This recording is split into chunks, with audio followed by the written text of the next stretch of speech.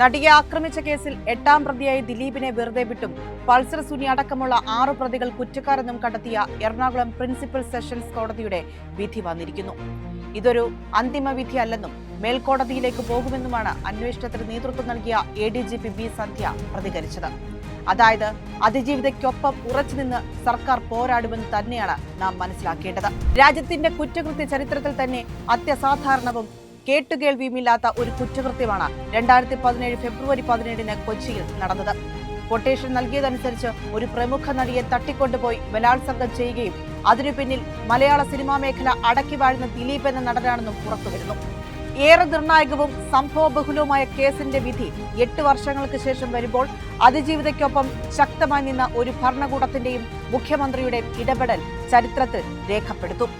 നടിയെ ആക്രമിച്ച കേസിൽ സംഭവം നടന്ന നിമിഷങ്ങൾക്കകം തന്നെ പോലീസ് IG-യുടെ നേതൃത്വത്തിൽ അന്വേഷണം ആരംഭിച്ചു. മണിക്കൂറുകൾക്കകം 2ാം പ്രതിയെ തടങ്കലിലാക്കി. ആലുവ SHO ആദ്യ അന്വേഷണ ഉദ്യോഗസ്ഥനായി. അടുത്ത ദിവസം ADGP ബി സന്ധ്യയുടെ നേതൃത്വത്തിൽ SIT രൂപീകരിച്ചു. IG ദിനേന്ദ്ര കശ്യപ് IPS ഉൾപ്പെട്ട 6-അംഗ SIT ആണ് കേസ് അന്വേഷണം നടത്തിയത്. DYSP ബാബുകുമാർ അന്വേഷണം ഏറ്റെടുത്തു. കളമശ്ശേരി മജിസ്ട്രേറ്റ് ഇരയുടെ 164 സ്റ്റേറ്റ്മെന്റ് രേഖപ്പെടുത്തിയതിനു പിന്നാലെ പ്രതി മാർട്ടിന്റെ അറസ്റ്റ് നടന്നു. 17 ഉദ്യോഗസ്ഥരെ കൂടി ഉൾപ്പെടുത്തി SIT വിപുലീകരിച്ചു. 5ാം പ്രതി സലിം, 6ാം പ്രതി പ്രദീപ് എന്നിവരെ കോയമ്പത്തൂരിൽ നിന്നും പിടികൂടി. ഫെബ്രുവരി 20-ന് 3ാം പ്രതി മണികണ്ഠനെ പാലക്കാട് നിന്നും കസ്റ്റഡിയിലെടുത്തു. ഫെബ്രുവരി 23-ന് മുഖ്യപ്രതിയായ പൾസർ സുനി, വിജീഷ് എന്നിവരെ അറസ്റ്റ് ചെയ്തു. 3 ദിവസത്തിനകം 7ാം പ്രതി ചാർലി തോമസ് അറസ്റ്റിലായി. കൃത്യത്തിൽ നേരിട്ട് പങ്കെടുത്ത മുഴുവൻ പ്രതികളെയും ആദ്യത്തെ 10 ദിവസത്തിനകം തന്നെ പിടികൂടി.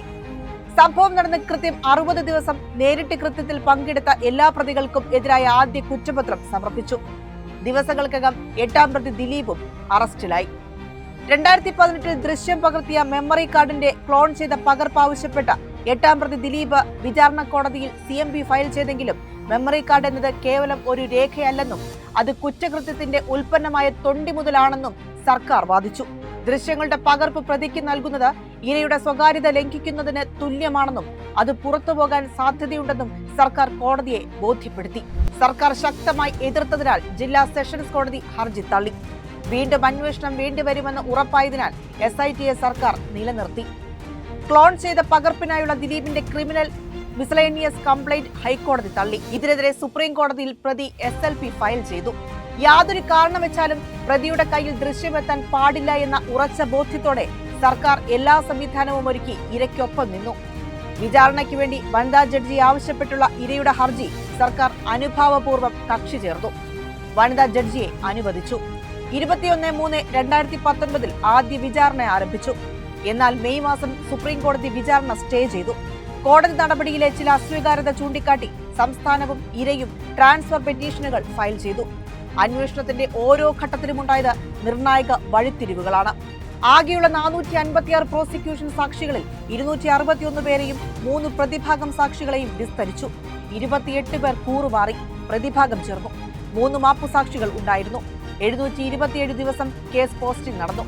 438 ദിവസം സാക്ഷി വിസ്താരം മാത്രം നടന്നു. ഇരയെ 11 ദിവസവും അന്വേഷണ ഉദ്യോഗസ്ഥരായ CAയെ 110 ദിവസവും വിസ്തരിച്ചു. നടന്ന സംഭവത്തിന്റെ തെളിവായി 833 സീരീസുകളിലായി സബ് മാർക്കിംഗ് അടക്കം 1427 പ്രോസിക്യൂഷൻ എക്സിബിറ്റുകൾ സർക്കാർ കോടതിയിൽ ഹാജരാക്കി.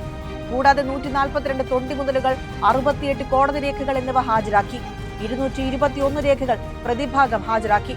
പ്രധാന പീഡനം കൂടാതെ സാക്ഷികളെ ഭീഷണിപ്പെടുത്താൻ നോക്കിയതിന് 2 വ്യത്യസ്ത FIR-കളും അന്വേഷണ ഉദ്യോഗസ്ഥർക്കെതിരെ നടന്ന വധഗൂഢാലോചനയിൽ 1 FIR-ഉം അടക്കം 4 FIR-കൾ സർക്കാർ കക്ഷിയായി എടുത്തു.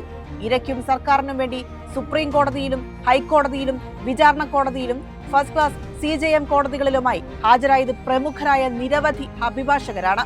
2 ADGP-മാർ, 2 IG-മാർ, 2 DIG-മാർ, 3ഓളം SP-മാർ, 1/2 ഡസനിലധികം DYSP-മാർ, നിരവധി സർക്കിൾ ഇൻസ്പെക്ടർമാർ തുടങ്ങി കേരളത്തിൽ അങ്ങോളം ഇങ്ങോളം നിരവധി പോലീസുകാരും കേസന്വേഷണത്തിൽ ഭാഗമായി. ഉപകരണത്തിന്റെ ഹാഷ് വാല്യൂ മാറി എന്ന ആക്ഷേപമടക്കം സംഭവബഹുലമായ അന്വേഷണമാണ് നടന്നത്. തെളിവുകൾ അട്ടിമറിക്കുന്നു എന്ന ആക്ഷേപമുണ്ടായപ്പോൾ തെളിവായി പുതിയ സാക്ഷികളെ അണിനിരത്തി സർക്കാർ പൊരുതി. ഇരയായ നടിക്ക് നീതി ഉറപ്പാക്കാൻ സാധ്യമായതെല്ലാം സർക്കാർ ചെയ്തു. അതിജീവിതയ്ക്കൊപ്പം സർക്കാർ ഉണ്ടാകുമെന്നും കുറ്റക്കാർ രക്ഷപ്പെടില്ലെന്നും മുഖ്യമന്ത്രി പിണറായി വിജയൻ പ്രതികരിച്ചു. ഇതില് കുറ്റം ചെയ്യുന്നുണ്ടോ എന്നുള്ളതാണ് പ്രശ്നം. കുറ്റം ചെയ്തെങ്കിൽ ആരായാലും പോലീസിൻ്റെ പിടിയിൽപ്പെടും. അതായത് നിയമത്തിൻ്റെ കരങ്ങളിൽ കുറ്റവാളികൾ പെടുക തന്നെ ചെയ്യും. അതാണ് ഇവിടെ ഉണ്ടായിട്ടുള്ളത്. അതിജീവിത മുഖ്യമന്ത്രിയെ നേരിട്ട് കാണുകയും സർക്കാരിലും മുഖ്യമന്ത്രിയിലും പൂർണ്ണ വിശ്വാസമുണ്ടെന്ന് മാധ്യമങ്ങളോട് പ്രതികരിക്കുകയും ചെയ്തു.